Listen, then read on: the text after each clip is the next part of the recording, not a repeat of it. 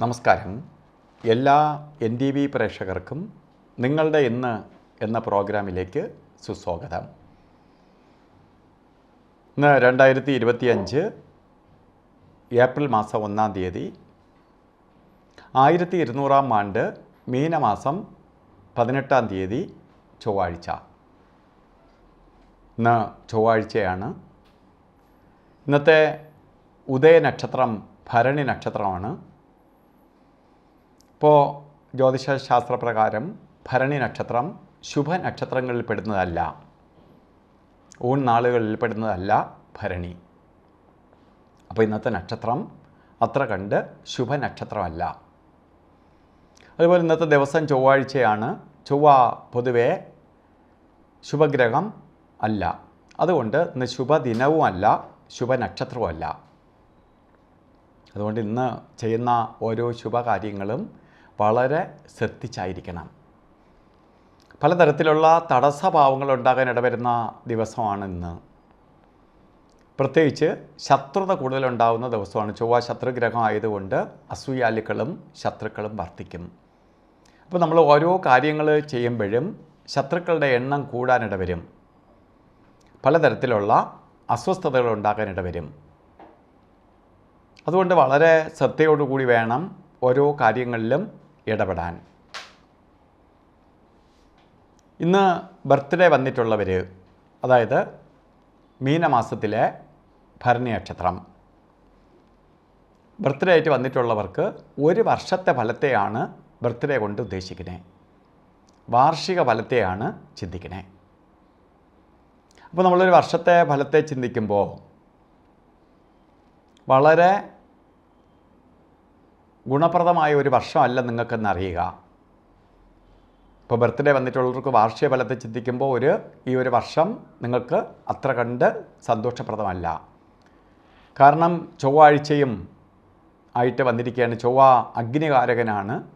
തീപ്പൊള്ളലേക്കാം, കേസോ വഴക്കോ പ്രശ്നങ്ങളോ ഉണ്ടാവാം, ആക്സിഡൻ്റ് ഉണ്ടാവാം, പലതരത്തിൽ ശത്രുക്കളുടെ ബുദ്ധിമുട്ടുണ്ടാവാം, ശത്രുഭയം ഉണ്ടാവാം.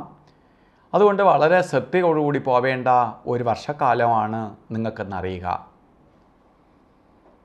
അതുകൊണ്ട് വളരെ ശ്രദ്ധിച്ച് കാര്യങ്ങൾ കൈകാര്യം ചെയ്യുന്നതിനൊപ്പം തന്നെ നമ്മൾ എന്തിനാണ് ഇപ്പോൾ നമ്മൾ ഒരു വർഷം കൊള്ളൂല എന്ന് പറയാൻ വേണ്ടിയിട്ടല്ല ഞാനിത് പറഞ്ഞു വരുന്നത്.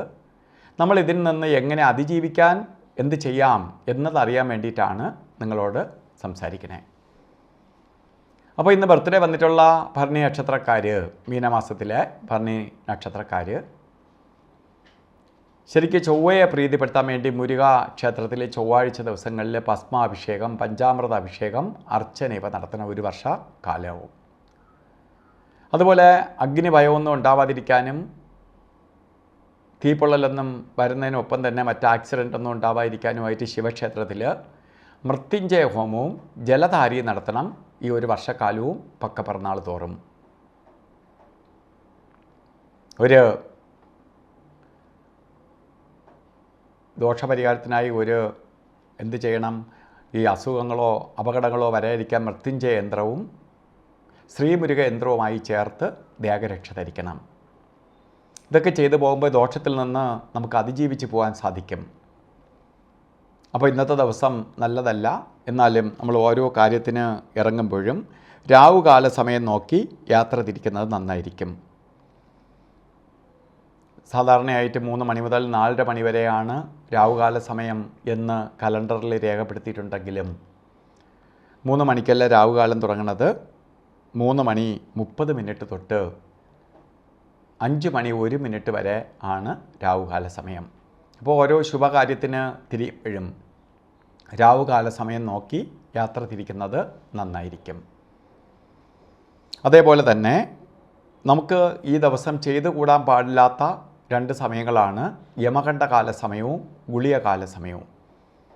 അതിലിന്ന് ഗുളികകാല സമയം വരുന്നത് 12:28 തൊട്ട് 1 മണി 59 മിനിറ്റ് വരെയും യമകണ്ഠകാല സമയം വരുന്നത് 9:27 തൊട്ട് 10:58 വരെയും.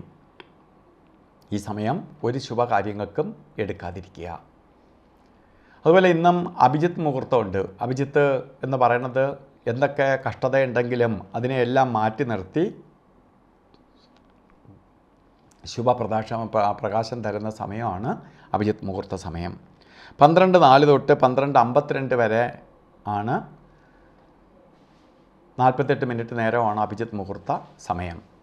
ഇതിലൊരു 4 മിനിറ്റ് കൊള്ളത്തില്ല എങ്കിലും ശരിക്ക് അഭിജിത്ത് മുഹൂർത്ത സമയം നമുക്ക് അത്യാവശ്യം ഇന്ന് ചില കാര്യങ്ങൾ ചെയ്തേ തീരുള്ളെങ്കിൽ നമുക്ക് ഉപയോഗിക്കാം. അതുപോലെ ഇന്ന് ഓരോ കാര്യത്തിന് ഇറങ്ങുമ്പോഴും വീട്ടിൽ നിൽക്കുമ്പോഴും നമ്മൾ വസ്ത്രധാരണത്തിന് പ്രാധാന്യം കൊടുക്കണം. റെഡ് കളറോ റെഡ് മിക്സായിട്ടുള്ളതോ ആയിട്ടുള്ള വസ്ത്രം നമ്മൾ വസ്ത്രധാരണത്തിൽ ഉൾപ്പെടുത്തുന്നത് നന്നായിരിക്കും. അതുപോലെ ഇന്നത്തെ ദിവസം എല്ലാവർക്കും നല്ല ദിവസമല്ല എന്ന് ഞാൻ പറഞ്ഞെങ്കിൽ പോലും ഈശ്വരാധീനം കൊണ്ട് അല്ലെങ്കിൽ നമ്മളെ ശ്രദ്ധ കൊണ്ട് എല്ലാ കാര്യങ്ങളെയും അതിജീവിച്ച് പോകാൻ സാധിക്കും. ദിവസം എല്ലാവർക്കും സന്തോഷപ്രദമായി തീരട്ടെ എന്ന് പ്രാർത്ഥിച്ചുകൊണ്ട് നിർത്തുന്നു. നന്ദി, നമസ്കാരം.